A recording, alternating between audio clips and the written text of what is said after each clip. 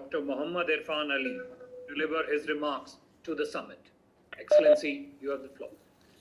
I thank you sincerely. Honorable Sri Narendra Modi, Prime Minister of the Republic of India, heads of state and governments, excellencies, distinguished guests, ladies and gentlemen. Allow me to begin by congratulating the Republic of India on assuming the Group of 20 presidency. Under the chairmanship and stewardship of the Honorable Sri Narendra Modi, there are high expectations for greater inclusivity and assertiveness in addressing global challenges and promoting global peace and sustainable development.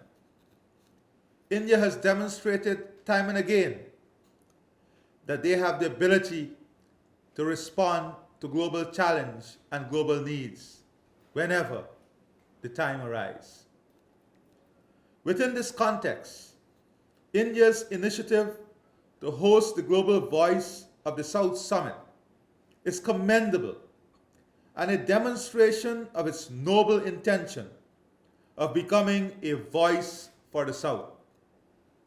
Small island developing and low-lying coastal states who face the threat of physical extinction as a result of the climate crisis and whose populations have been encumbered by high debt burdens, imported inflation, and increasing energy costs. India's presidency of the G20 and its proclaimed commitment of being the advocate of the South offers hope that within the global governance architecture, the concerns of the South will enjoy greater traction. The international community is confronted with a range of interconnected challenges, including a global pandemic, climate, energy, and food crisis, and interstate conflicts.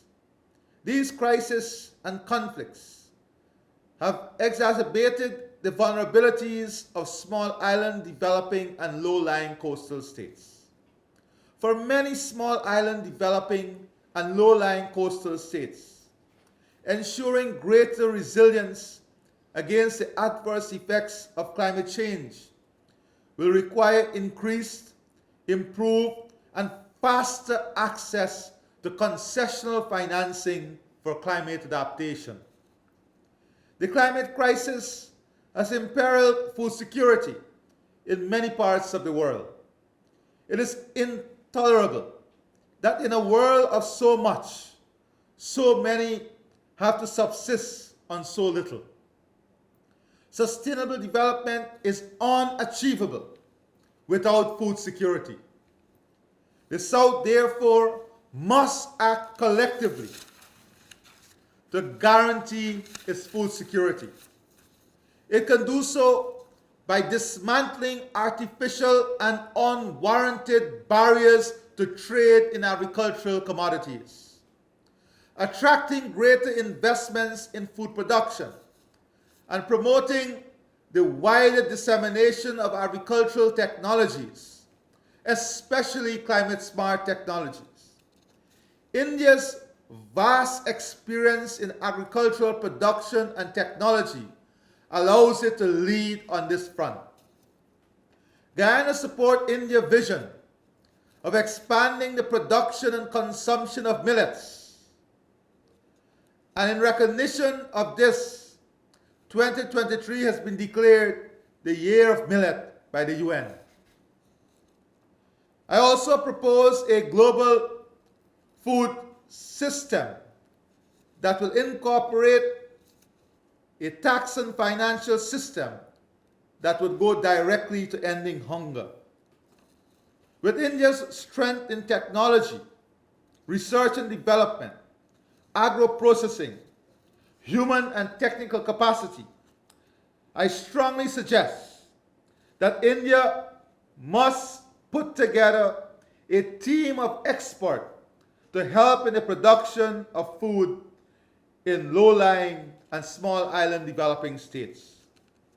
I suggest India because in our honest reflection, it is clear that the multilateral organizations have not brought the required results in addressing hunger. Today, Latin America and the Caribbean states have moved to a position as the most food insecure region in the world. We must arrest this situation now. As India assumes the role of global South voice, a cause to which the small island developing and low-lying coastal states would like to have the matters of energy security, climate security, social justice, human dignity, and food security addressed.